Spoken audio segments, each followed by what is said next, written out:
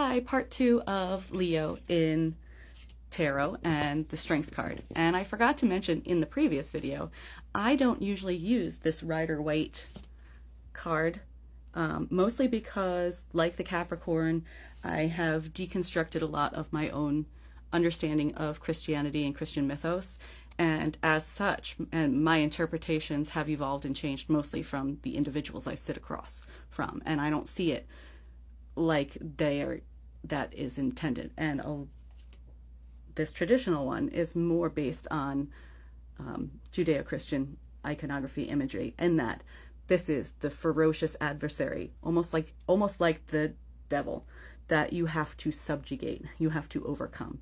And from my understanding of Leos in general, astrology, and also reading cards for 20 plus years, that's not what this is about. So I wanted to show one of the decks that I use more often with my clients, because I like its imagery better, and I think it actually encapsulates the truth of a truly balanced Leo, and that is this one right here. This is the Tarot of the Vampires with a Y, and I love it because, yes, it's still a little subjugation-y, right? She's riding the panther, but you see that she's kind of free. The chain there, the leash, is kind of, it's not too taut, and there is no way that she'd be able to stay on that thing if there wasn't some sort of cooperation or relationship that was built with it. And they become one entity, right? They're one form now. And that is how I see Leo. They are the ones that can hold that rage. They can hold that space for others because they have that darkness within them. But it's not a darkness that overpowers them. It is a darkness that they know is healthy to express, that it is safe to have. They don't get lost in it.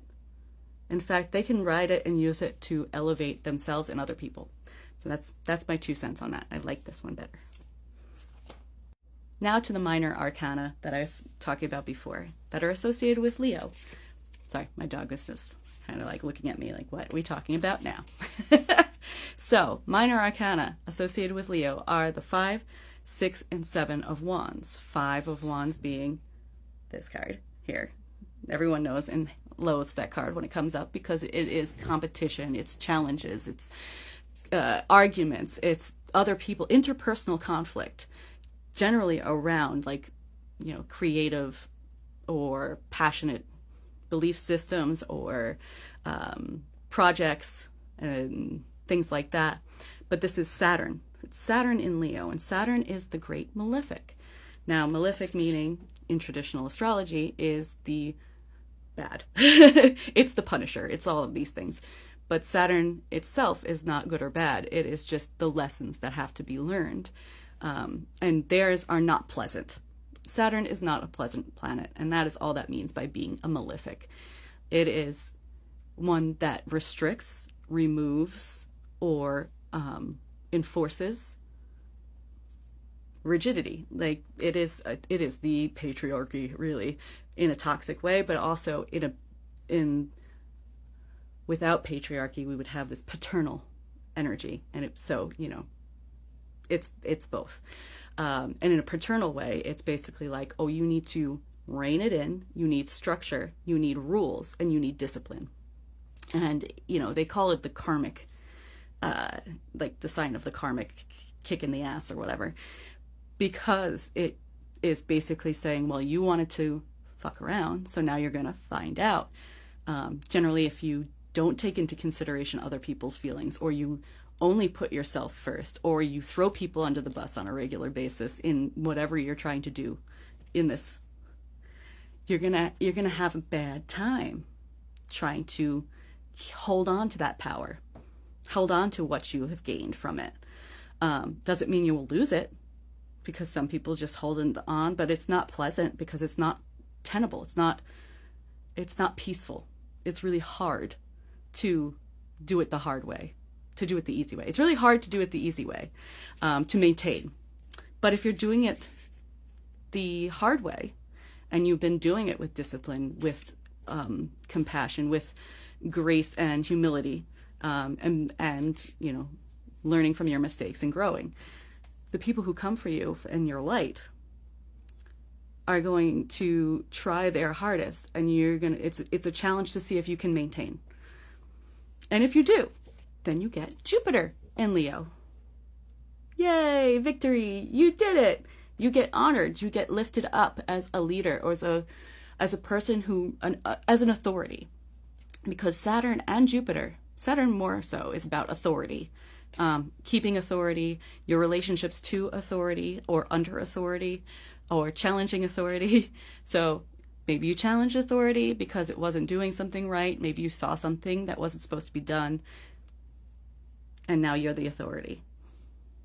So that's Leo. That's Jupiter in Leo. And Jupiter is the blessings. It's the benefic to the malefic.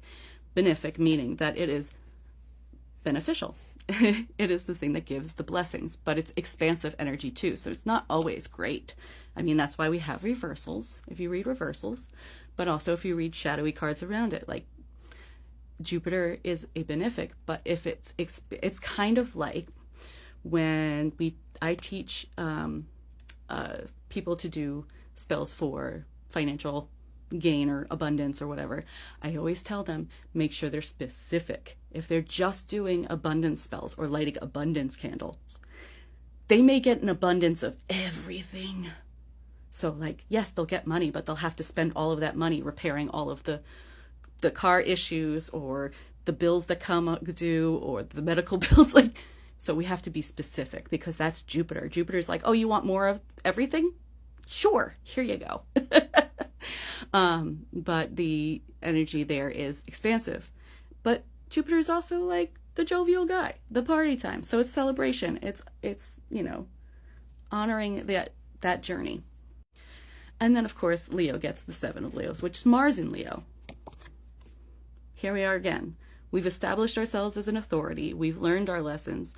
Maybe we are still trying to, maybe we got to the place and we realized the only way to maintain it is to play the game their way. Capitalism, right? End stage capitalism anyway, because it's all capitalism. But, or we try and change the system from the inside, and then we have this another one of these uphill battles. It's basically, but this time you have a little more leverage. You have the high ground. Well, Star Wars. Let me show you the other card for this one because I really like it.